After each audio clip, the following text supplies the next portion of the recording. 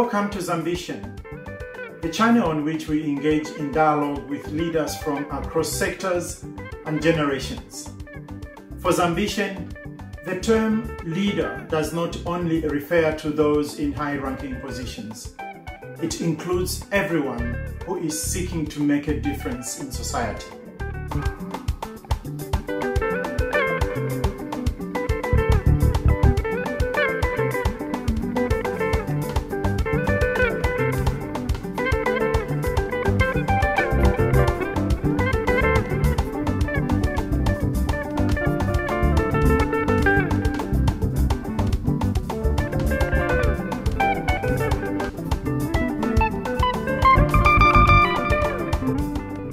Today, I have the joy and honor of being in dialogue with Mr. Musa Mwenye, a distinguished lawyer and an active civil society member.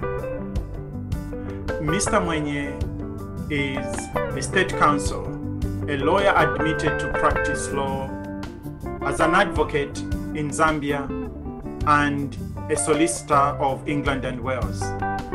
He is both immediate past Attorney General of Zambia and immediate past Solicitor General. He is one of the only two who have held both positions at once. Mr. Mwenye has served in the past as President of the Law Association of Zambia. He is currently Senior Partner at Mwenye and Mutua Advocates, a law firm he founded. Mr. Mwenye, welcome to Zambian. Thank you very much, and may I congratulate you. Hearty congratulations for launching your YouTube channel and this very important platform that you've given to discuss important issues about the country we both love very much, Zambia. Thank you. My first question is, what object or image best reflects who you are and the journey you have walked this far? For me, it is this. Now, What's this that? is a book. This is a book on Africa, but this is only symbolic because for me, this is an object, books, that has formulated who I am. I'm the sum total of the things I've read. I'm the sum total of the lessons I've learned and the mentorship I've received from the books. But for books, I wouldn't have been who I am today. And so for me, the journey I've walked up to this day has been informed by the books I've read and the mentorship I've gotten, including the most important book, the Bible. Wonderful. And where did you grow up? I grew up in Lusaka and partially on the Copperbelt. I couldn't speak a word of Bemba until I went to the Copperbelt when I was in grade 11. And I finished my secondary school at Chingola Secondary School. But by and large, I'm born and raised in Lusaka. And I was raised by a single mother who passed on when I was in grade 11, and I had to go and live with my uncle on the Copperbelt, who immediately after I finished my grade 12 died.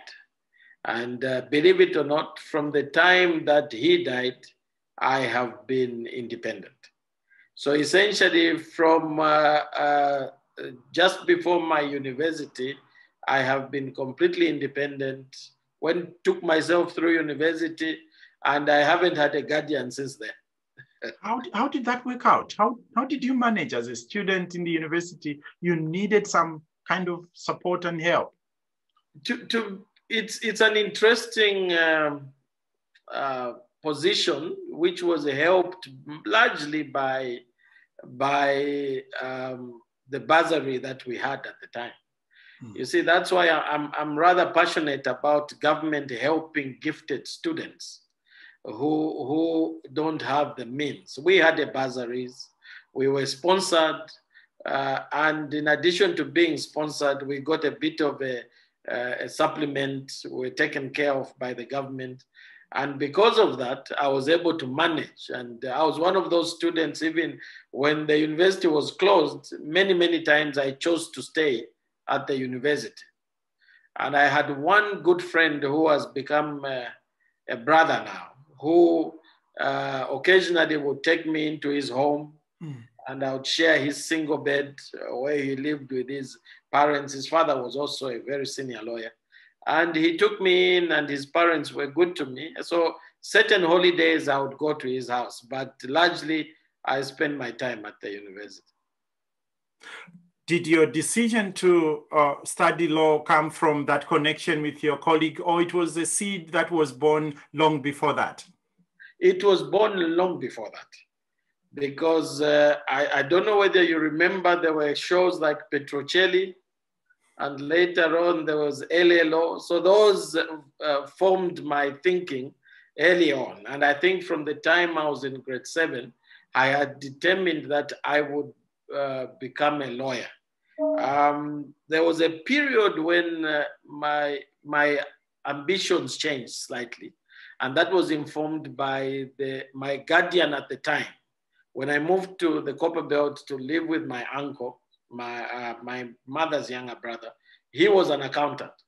And so I nursed the ambition of becoming an accountant for a very short period, but that quickly dissipated and got back to my childhood ambition.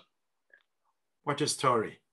And beginning your life, or at least when you got into secondary school, with no parent, with no guardian, save for the fact that in those days, government came through supporting, as you said, talented students. My next question is around what you have learned on the question of power.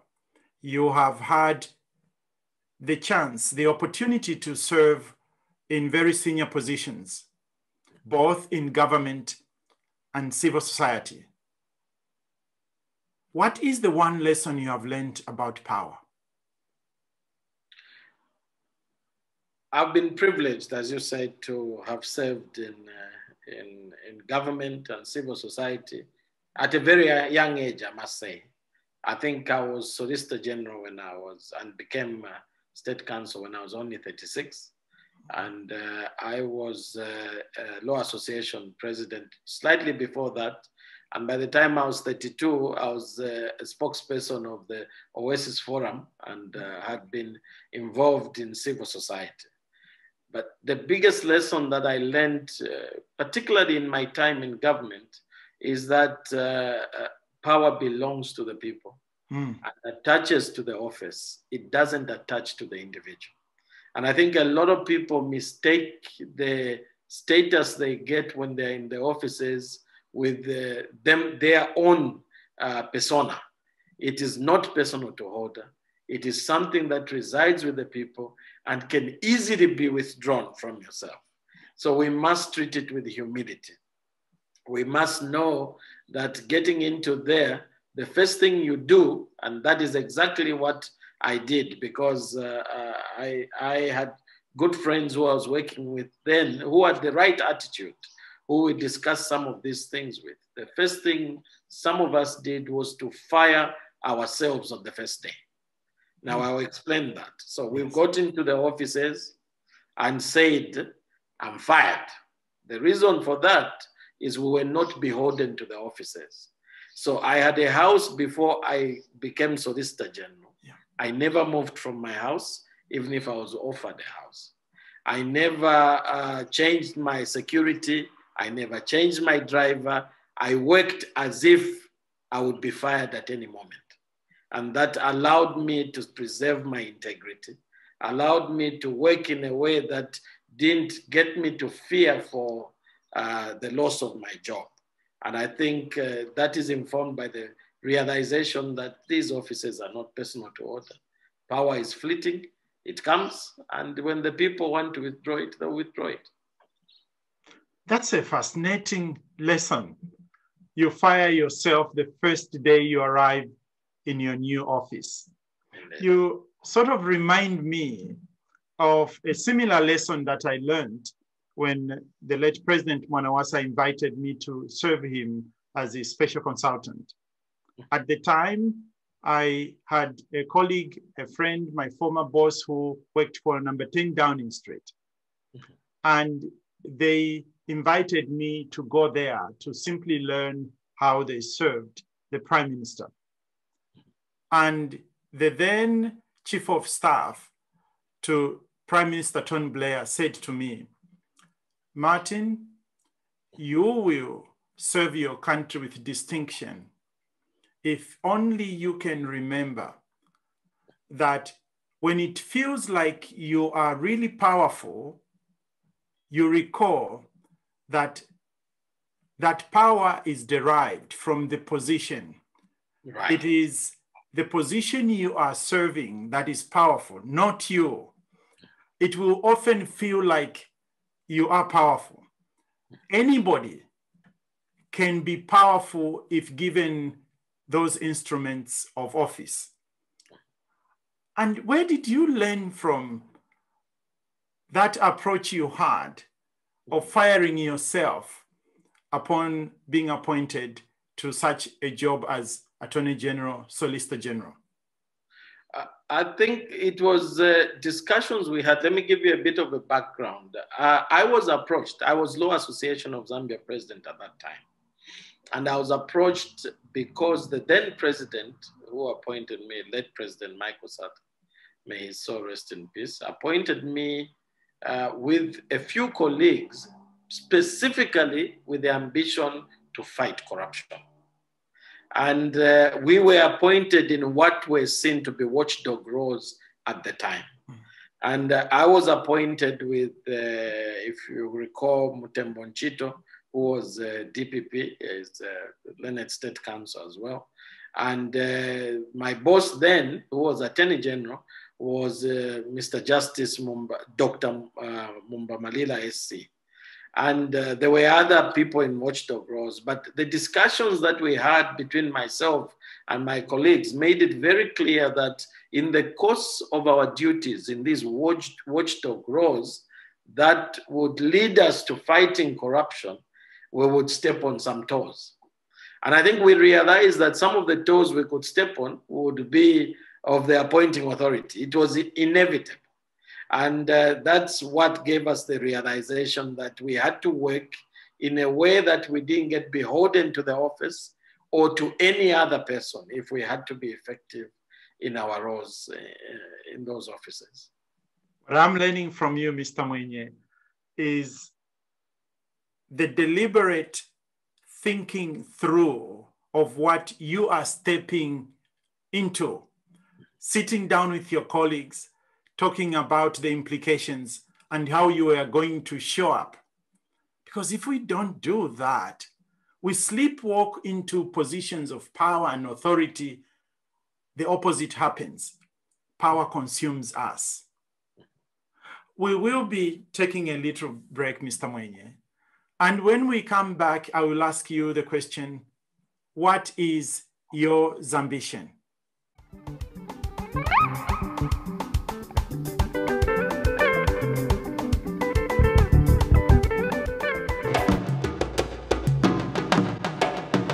Impact Hub Lusaka, a member of the Global Impact Hub Network, is transforming the way we learn and solve personal, organizational, and societal challenges. We do this in 3 key ways. We bring together entrepreneurs and the resources needed to activate and actualize intentions. Our process for learning enables entrepreneurs and organizations to activate their capacity for creativity and innovation. But most importantly, our physical space brings together emerging and aspiring entrepreneurs to learn together and share lessons on how to activate and transform their dreams into reality. As our name suggests, Impact Hub Lusaka, helping organizations and individuals to create impact.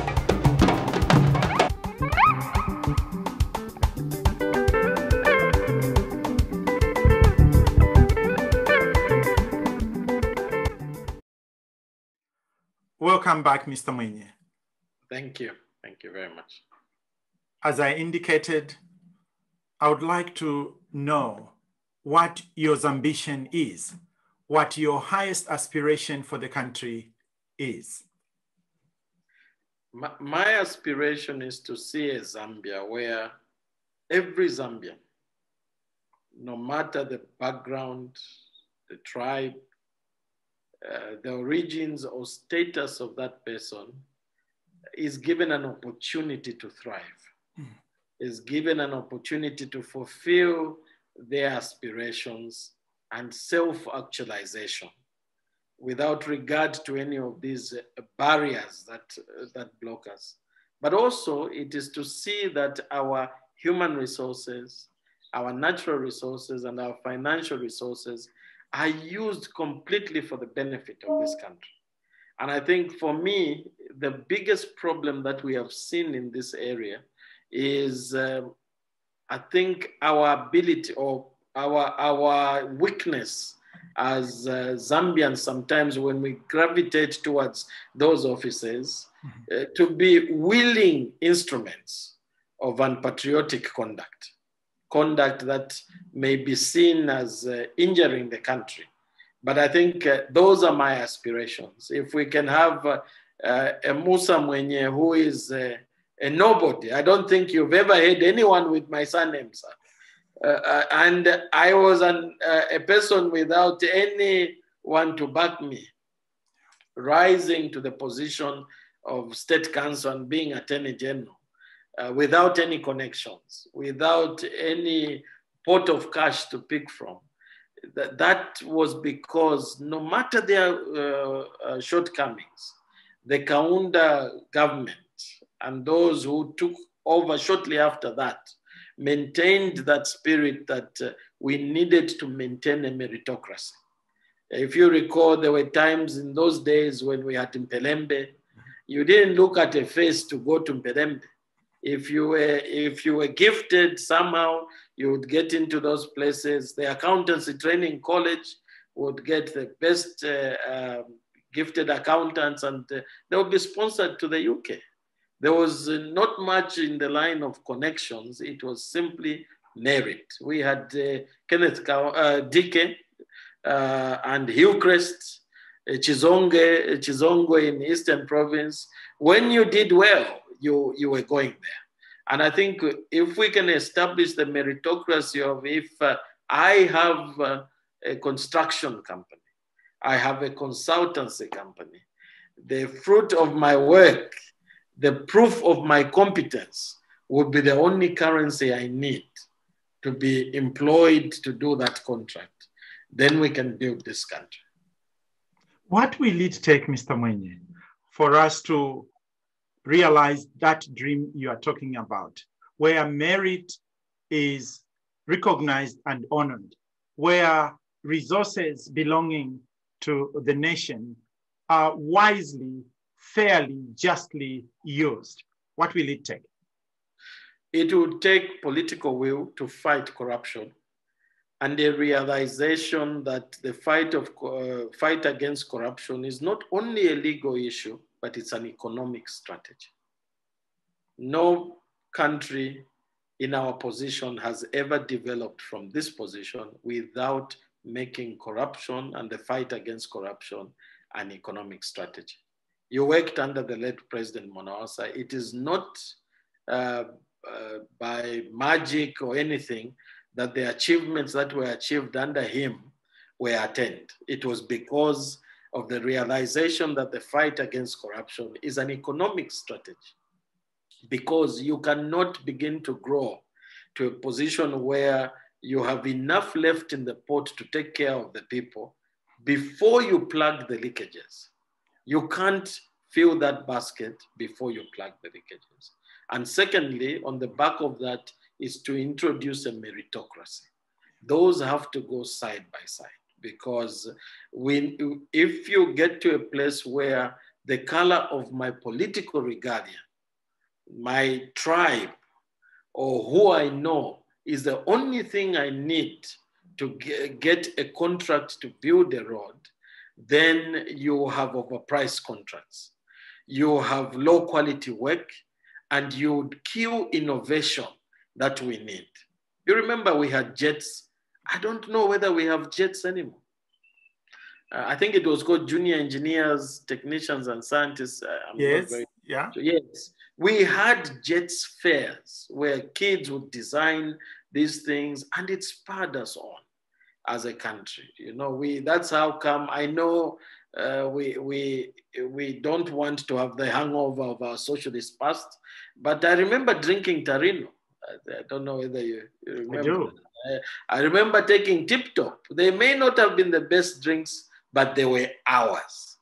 And Locally I think made. Locally made. We had pineapple canned in Mwinilunga. Maybe the business model was not the best, but the idea was good. We had blankets being made in Zambia. We don't have any blankets being made now. We had bicycles assembled here. We even had Livingstone Motor Assembly. We were making batteries in Mansa. So the point is, we were developing science and technology that are the spur of economic growth. You can't have that you can't have economic growth without increasing education, increasing your research and development. And those will be done through meritocracy. So for me, you do that through having an honest and fight against corruption, and also introducing a meritocracy. Everything else we have. Thank you. It seems from what you are sharing, and I do recognize many elements of that, we were on the path of what you are describing as meritocracy, what you are describing as proper emphasis on science and technology and their development. Where did we go wrong? We killed that meritocracy. We followed prescriptions that were not locally grown and basically obliterated our industry. And we got rid of value addition and got back to mining only and rudimentary farming. You know, and that is where we killed ourselves, because manufacturing is what develops countries. I'm one of those who thinks that you can go only so far by harvesting natural resources. But also, I think we got to a stage where corruption crept in and patriotism went out of the window. So our leaders were more concerned at a certain point with how they looked, what cars they drove, and also how much money they had, and the watches they started building. We veered away from truly focusing on building this country. Personal interest took over national interest. The next thing we saw was sharp-looking leaders who basically did not have the substance. We brought in sycophancy, and then we killed our nation. We can still build. I think the institutions are still there, but we can only do that when we get rid of personal interest. People realize that when they get into those offices, it is service. In fact, if you're a business person, you have to realize, and some of us came from private practice. I was running my own law firm. I lost money because I have many weaknesses, but I am just not a thief. So at the end of the day, if you are a business person and you choose to serve, you must realize that it is sacrifice, you lose money. If you want to be in public service, you must realize that your goal is not becoming a multimillionaire. Yes, you can live well, but it shouldn't be to drive the latest cars, build mansions everywhere, and have multiple lodges and flats. That is not the goal. The goal is to serve the people. And so that's where we lost it. We became corrupt, and we lost our patriotism. Brilliant. And as you are talking about what those in leadership should be thinking about, you remind me of the root word leader, an Indo-European root, which means to either cross the threshold or to die. You go in leadership because you give out something, not to accumulate something out of such a position.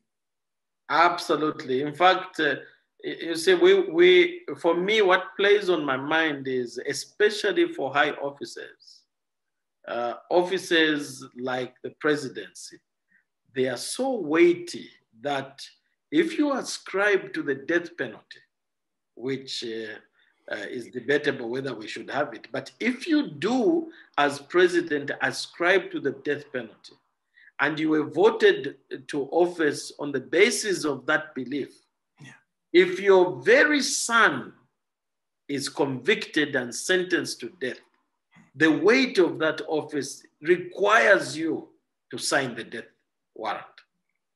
And we must realize that that is the weight of that office.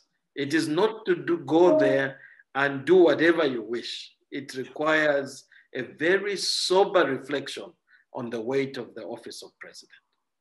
To be honest with you, having had the opportunity to watch someone run this thing called country, Zambia, and the weight you are talking about, I sometimes wonder whether the powers that are held by such an office could be meaningfully, for a length period of time, be held by a mortal human being.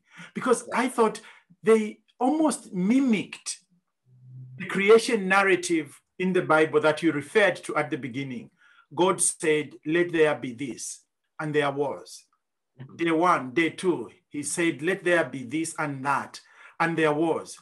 In the presidency, they can almost do that by pronouncement. Let there be this office, and the machinery will work, and there will be such an office. Let there not be this headmaster. You can be sure instruments will be mobilized, and there won't be such a headmaster the following day. How do we, how can we help leaders hold that power meaningfully? For me, it's very clear to me, and I have said this to several colleagues and several fora. If you have, and I may be viewed as being simplistic, but I say this with the utmost sincerity. If you have in key positions, I've counted about 12 to 16, the most sober and strong men and women of spine, this country can change. And I'm sure, having served President Mwanawasa, you know those key positions. And the most important attribute of an advisor or a person in a watchdog role that speaks to the president is the ability to say no. And that is the only way you help leaders. Yeah. Several times I told my own boss that it's better I leave, sir, because I don't record this as what you employed me for. Yeah, yeah. Yeah, so that to me is the only way you help leaders. You help them by being able to say, no, we will protect you even from yourself, and we mean well. And the good leaders recognize strong people around them, and they want such kind of people who protect themselves, even them from even themselves, because those powers are so heavy that even death can be sanctioned. Yeah. And people can, it's a slippery slope into becoming a dictator if you don't have people who say, sir, I think we're going too far there. Yeah. Or mom, I think we're going too far there. Yes. If one can summarize what is needed to serve such positions of power, it's just what you have referred to, the ability to say no. And I realized, working for President Mwanawasa, that you needed to do your own backroom work. Each time I had to speak to the president over something that was not in his purview or in his interest, I almost had to practice a little prayer on the corner. Mm-hmm. God help me to say the truth that I am seeing to my leader so that he can make a decision that best serves the country. Without that, you are compelled to manufacture what you suspect will please the holder of the office. Absolutely. And I'm sure you have seen it as well, where people approach the person they're supposed to advise and say, sir, I've come to seek your guidance. And then the advice goes the other way around. The advice goes the other way now. And then the advisor waits for the position of the person to be advised, and then basically creates a narrative that fits what the person to be advised wants, which is dangerous. Mr. Mwenye, which Zambian leader do you admire most, and why? It could be from any sector. Actually, it is Chieftainess Nkomesha Mukamambo II. I actually admire her because, partially because she is my chief on my maternal side. Yes. So I'm being a bit nepotistic. but I think she deserves it because she merits it. She is one of the few traditional leaders who sits on the most prime land. Yet she has defended her land for the sake of her people in such a vigorous way that she has even acquired enemies within government. And for me, that shows a level of integrity that is rare in this day and age, because we have to identify what the problem is at the moment. And the problem at the moment is lack of principle and corruption. And you have this traditional leader who is in a position to make millions of dollars even, who chooses to say no, protects our land for the sake of our people. And I think if we can have that gravitating into national leadership, I think we would have a better Zambia. That's awesome. Land is our heritage. Absolutely. My final question, Mr. Mwenye, is what is the best piece of advice you have ever been given? As a young lawyer, I once jumped into a car of my boss at that time, and he made a very innocent statement that has impacted me throughout my professional life, my married life, business, and everything else. We were driving down and I was escorting him to court. And then we saw an older man who was walking with his briefcase on the flyover bridge.